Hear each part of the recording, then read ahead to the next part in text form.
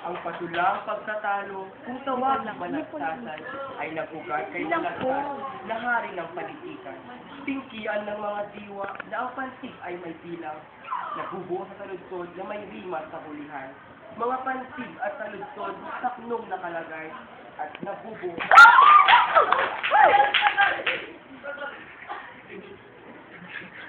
Noong ako ay sinilang, ay hindi ko nalalaman. Sa paglaki ay namulat na ito ay daigdigan. Hinubog niya matina ang diwa ko't isipan. Ang magandang simulain at dakilang mga aral. Hindi sila nang hinawa at matyagang sumubaybay. Hanggang ako'y magkaisip, pumasok sa paaralan. Paaralan ang nagmulat sa aking diwa't isip. Ang daigdig ay laging kasinlaki ng daigdig. Sa nagdaang mga taong 300 na mahigit.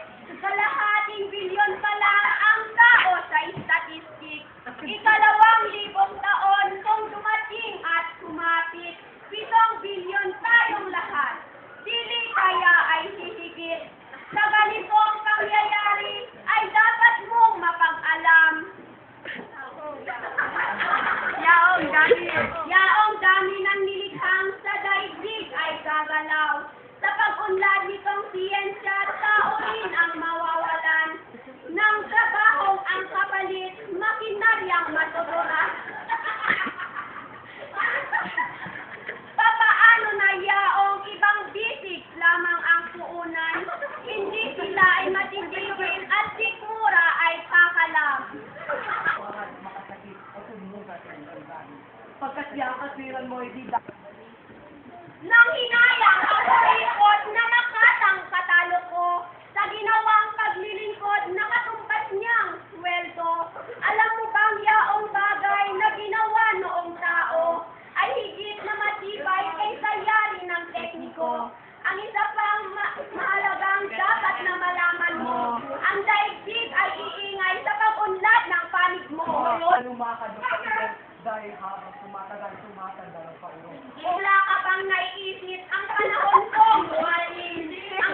Ang pagdami ng makina ay lalo pang suliranin. Kung ngayon ay upod mahal at madalas kapusin, gasulinang ginagamit, inaangkat pa rin natin ang goma at mga pyesa mong binabanggit. Sa paglipas ng panahon, Sasaid. saka nang masasaid. Ang hinahanap, ang agad mo, ipatawin ang agad. Kung sa ngayon walang silbi, utang pananalisik, ng wina ng gasulinan sa bayan. Ang mga bakal at goma, siyesa mong binabanggit, sa atin din magagaling sa bukas para sa akin. Kung dumami ang makina'y mapupunta